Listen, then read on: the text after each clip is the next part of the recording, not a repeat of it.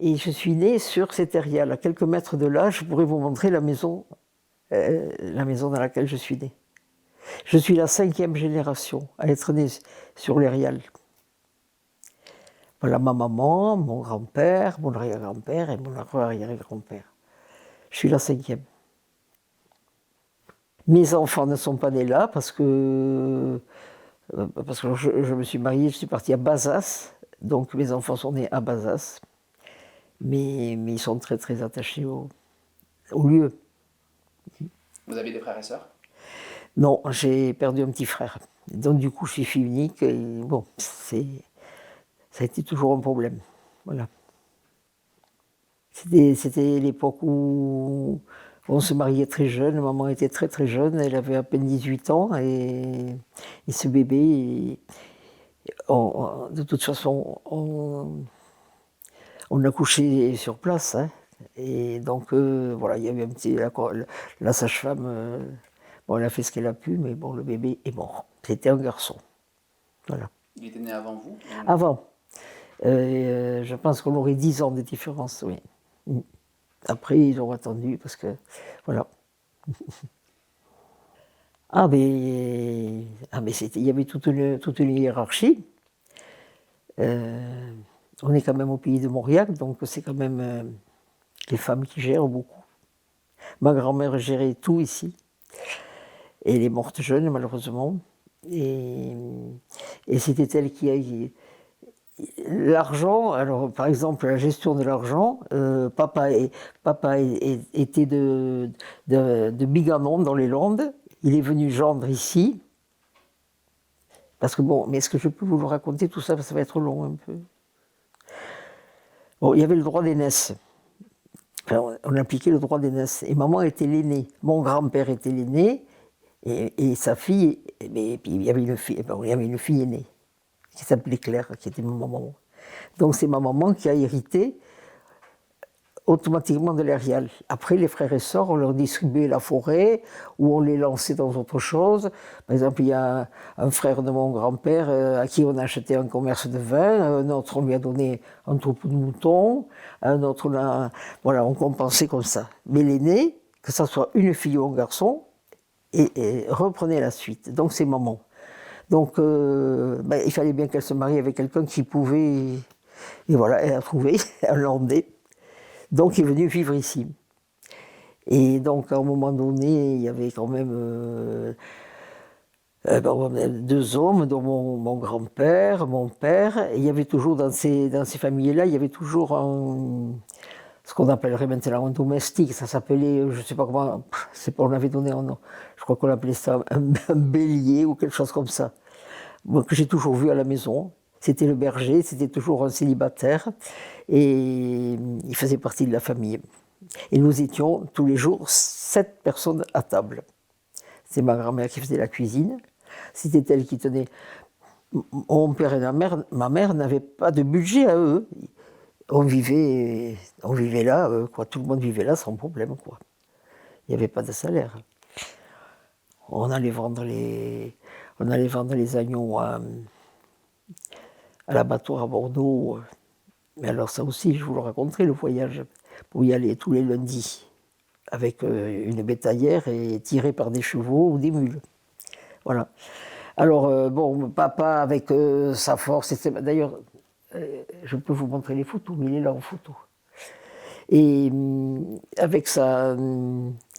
bon, mais bien sûr, sa mentalité de Landais, ça allait très bien. Hein, et puis, bon, mais on cohabitait, il n'y avait pas de problème. Je peux vous dire que nous étions 7 à table, tous les midis et tous les soirs. Je n'ai jamais entendu un mot plus haut que l'autre. Jamais de conflit, jamais rien. Je me demande comment, je cherche maintenant dans ma tête, je me dis, mais qui c'est qui baissait les chines là-dedans? Il y avait bien quelqu'un quand même qui subissait. Est-ce que c'était mon père parce qu'il était gendre? Est-ce que c'était, je ne sais pas. En tout cas, ce n'était pas ma grand-mère parce que c'était elle la maîtresse. On l'appelait patronne ou maîtresse. Oui, le berger l'appelait patronne. Et le berger n'avait pas de salaire. Il était habillé, nourri, logé. Et il n'avait pas de salaire, il n'avait aucun moyen il était là tout seul. Il était né à Comensac dans les Landes, et il avait une sœur ici à Louchas, mais quand il voulait voir sa famille, il fallait qu'il parte à Comensac à pied. Il n'y avait pas d'autre moyen, quoi. Donc c'était une vie très très particulière. Mais aucun conflit, jamais rien. C'était en principe ma grand-mère qui gérait même les travaux des champs. Elle disait, bon, d'après la lune, d'après le... Elle disait, bon, la semaine prochaine, peut-être qu'il faudrait commencer à faire les foins. Là, on pourrait faucher la semaine prochaine. Après, elle disait, bon, mais peut-être que là, là c'est le blé maintenant. Là. C'était elle qui faisait le planning. Et qui avait, même mon grand-père, personne ne mettait le nez dans les comptes. Puis on vivait très bien, tout allait bien. Mais peut-être parce qu'il avait un peu moins de personnalité ou que, je ne sais pas. Pourtant, si, il avait de la personnalité, mais c'était comme ça. Il se trouvait que ma grand-mère était une femme de tête, et qu'en arrivant ici, alors qu'elle s'est mariée à 17 ans, elle est venue à son tour, elle est belle-fille ici, et à 17 ans, elle a vécu avec une belle-mère. Alors là, je vais vous raconter une anecdote. Le lendemain de son mariage, sa belle-mère lui a dit, vous, parce qu'elle se vous voyait beaucoup là, on ne se tutoyait pas à l'époque, il n'y avait pas cette familiarité.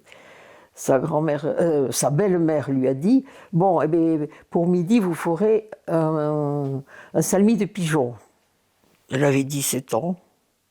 Elle a dit, mais elle a appelé son mari, elle a dit, mais comment je vais faire Elle était fille unique, elle arrivait d'à côté, il n'y avait pas de téléphone, elle ne pouvait pas téléphoner à maman pour demander la recette. Hein. Et alors, alors son mari l'a aidé un peu, il a dit, on va attraper les pigeons, il fallait attraper le pigeon, plumer le pigeon, et bon, mais elle y est arrivée. Mais elle dit que ça a été très très difficile, quoi. Et votre papa, pareil, vis-à-vis de votre maman, lui qui finalement n'avait pas hérité et vivait sur l'Arial, est-ce qu'il n'y avait pas... Ah ben oui, mais il vivait sur l'Arial, mais il avait perdu son père et sa mère. Alors je vais vous raconter autre chose. Il avait perdu son père et sa mère, et quand il s'est marié, il a posé une condition, il a dit, moi, je suis doté, mais d'une grand-mère, et je ne peux pas la laisser toute seule. Donc il est venu s'ajouter, la grand-mère, qui était mon arrière-grand-mère, mais qui n'avait rien à voir, elle est venue habiter là, avec nous, et ça n'a pas posé de problème.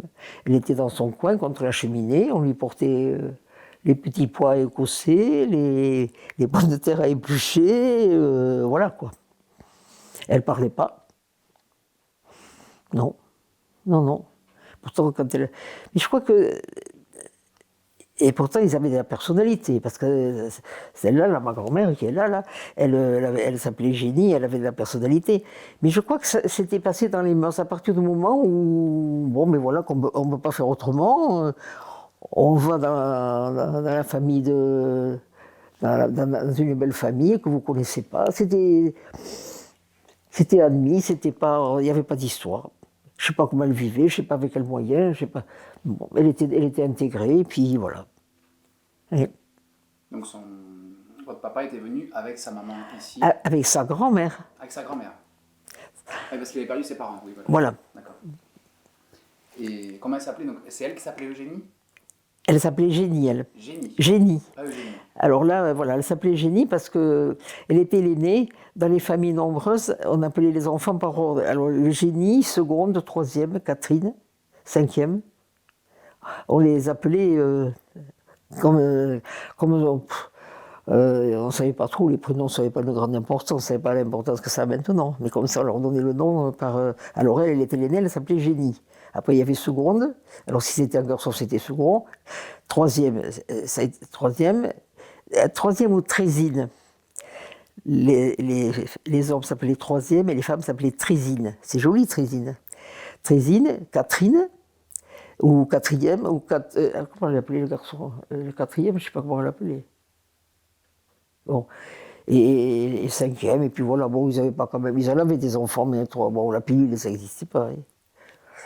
Bon, et puis voilà, et puis elles les allaitaient, elles allaient au champ, elles mettaient le bébé dans la chambre, fermaient les volets, et puis elles partaient au champ à 9 h le matin, elles revenaient le midi, et puis voilà, on n'allait pas voir si le bébé était en vie ou s'il pleurait ou pas, et on le fermait dans la maison. Pendant que les femmes travaillaient au champ, Ah oui? le bébé restait seul, il n'y avait personne pour le... Non, non, on fermait les volets, voilà. Ah mais oui. Ça vous fait quoi de voir aujourd'hui que Ah! les caméras... Oh là là! Et bon, cette période-là, vraiment, c'est quand même moi, j'ai quand même connu, oui, une de mes cousines, là, qui a une famille nombreuse. Elle partait travailler, elle les couchait, et puis voilà, et puis elle revenait à midi. Alors quand elles allaitaient, les femmes, lorsqu'elles allaitaient, il ne fallait pas perdre de temps, parce que les bonnes périodes en agriculture, il n'y a pas d'heure, quoi. Donc ils venaient juste pour manger. Et elle ne se mettait pas à table, la nourrice, elle ne se mettait pas à table, elle mangeait devant la cheminée avec le bébé dans les bras, le bébé au sein. Et je vais vous montrer, il y a un chenet, il y avait dans toutes les familles un chenet avec le support de l'assiette. Alors elle mettait sur l'assiette là, elle mangeait en même temps qu'elle donnait, pour ne pas perdre de temps. Et après elle le recouchait, elle repartait et voilà. Ça je l'ai vu. Et cette nourrice c'était la mère, c'était la belle-fille ou la fille de la maison. Voilà. Mais on ne prenait pas le temps de faire le rôde. De toute façon ils étaient emmaillotés avec la botte. Ils étaient... Vous n'avez pas vu ça? On leur mettait la botte, ce qu'on appelait la botte, avec un... Je ne sais pas comment ça s'appelait. Un carré, pratiquement carré, et on les enveloppait là-dedans. Et justement, avec ça, on ne pouvait pas les amener au champ pour travailler Eh avec... bien non, et puis, bon, mais voilà, ils ne pouvaient pas gigoter dans le lit, ni rien du tout, quoi. La botte, elle partait de là et jusqu'au pied. Mais elle était fabriquée, elle était attachée avec des épingles de nourrice, la botte. Elle n'était pas faite sur mesure. Hein. Chaque fois, on faisait la botte parce que, attendez, il se mouillait le bébé. Hein, tout. Alors, il fallait chaque fois changer tout, quoi. Moi, j'ai connu. Mon premier, il est né en 50. Il me dit, tu te trompes toujours. En 52. Et j'avais pas de machine à laver, bien sûr. Et j'allais rincer le linge. Dans chaque propriété, il y a toujours ce qu'on appelle un clotte, c'est-à-dire un trou d'eau. Et j'allais laver mon linge là. Et je n'ai eu la machine à laver qu'à la naissance de ma seconde, en 1955. Ah bon? Ah oui, hein. Ah mais ça, alors là, je crois que c'est là. Alors là, oh là là. Ah oui. Et mes parents ici n'avaient pas l'eau courante. Ils allaient chercher l'eau à la pompe. Et quand je suis parti accoucher d'Odile, de la seconde, parce que j'avais dû venir ici, parce que j'avais un problème, et ici on était quand même plus près de Bordeaux que de Bazas, je me suis lavé avant de partir je me rappelle, dans la bassine, il fallait faire vite chauffer l'eau, sur la cuisinière, et je me suis lavé comme ça, il n'y avait pas l'eau courante. Ah oui, mais ils peuvent pas le croire, les gamins. Quand j'ai dit à une de mes petites filles, à mes arrières, que j'allais donc vous parler, puis intervenir, elle me dit, mais tu vas leur dire, t'avais la télé quand même. Donc je dis, la télé, ma chérie, mais j'avais pas la télé. Je faisais Mon pauvre papa, il me mettait la lampe acétylène là pour que je puisse lire et écrire. Alors, j'avais pas la télé, non.